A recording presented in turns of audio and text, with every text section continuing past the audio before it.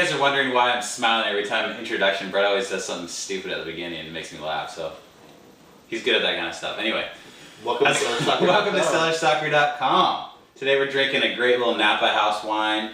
House wine. This is one of the foundations in Napa. This is 2006 Stag's Leap Petite Sirah. This is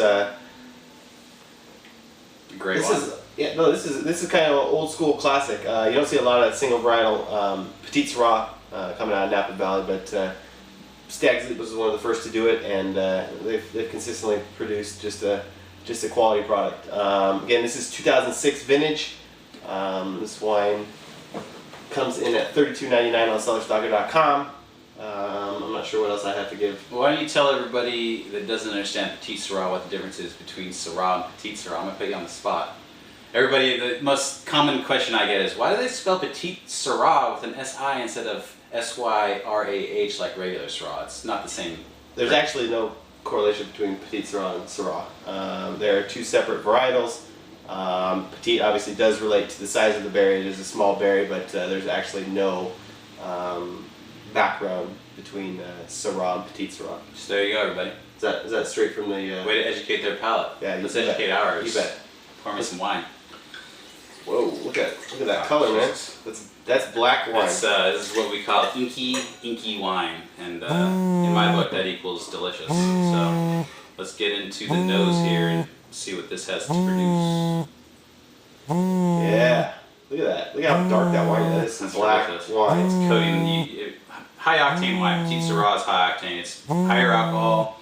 It's an inky wine with just massive fruit on it most of the time, generally. And this is the case with this. Yeah, it's definitely the case with this wine. This wine, you get a lot of. I get a lot of dark fruit. You also get like a cocoa coffee note to it. Yeah, definitely. Like real dark chocolate. Yeah, it's like it's like a chocolate covered espresso bean in there. Yeah. With a little bit of blueberry on the side. Yeah. My favorite kind. One of my favorites. Sure, you don't know that. Definitely a lot of blueberry. You get a lot of blueberry, some blackberry, chocolate, espresso bean, coffee, what have you. This is a dark wine. And expressive at the same time. Mm-hmm. Yeah. I think I'm going to drink it. I think you beat me to the punch.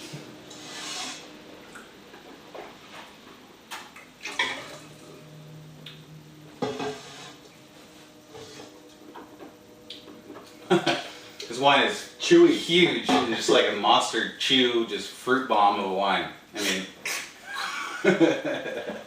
it's a serious wine. We're having some fun with it, but this is a monster, man. This is you need food with this wine. You're not. I mean, you can sit down and have a glass of it, but you're gonna want.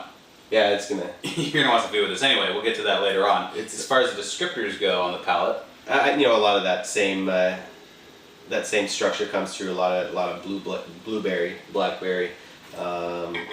Those cocoa-y, dark chocolate notes come through. Actually, the stringency is pretty. It's not bad for me. I get it's a huge wine, but it's not like overly tannic for me. Is it tannic for you? I'm getting plenty of tannins in my. Not overly tannic. No, it's not over the top, but it's definitely a strong masculine wine. It's got a lot of tannins to it. It's just very dark. It's like he was saying, kind of a chewy wine. It's one of those wines you almost like chew your way down on. It's rocking, man. It's a great wine.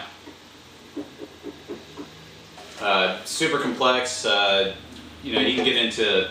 It's got sort of like a bark note to it. It's a lot of earthiness in there. It's a little bit of black pepper. A lot going on. Pepper encrusted steak I'm tasting on this guy. Oh yeah, no question. What else would you pair with this one? I'll probably. I don't know. I do as I always say, lamb and steak. But this wine is massive. Like you cannot eat this wine with anything but red meat. Yeah. I mean it's too big. It's too big. It would overpower. It would overpower the food and just completely dummy the food down. I think this wine has to be eaten with what it is. Give it a strong decant. It's a red meat, masculine, kind of a manly kind of wine. I mean, you want to show. But women would love it too. This is a good wine. It's not overly top. You don't have to have hair in your armpits to drink it. It's a great point, unless you're from France. Yeah. But they wouldn't drink it anyway because it's American, so whatever. Great wine, great price. We're having some fun with this wine. It's delicious. It's a rockin' wine. It's an all-star. Like he said, one of the pioneer wineries out of Napa Valley, throwing out a great Petite Sirah. Check us out, Cellarstocker.com. World-class wines, lowest price, perfect pairing. Cheers. Everybody.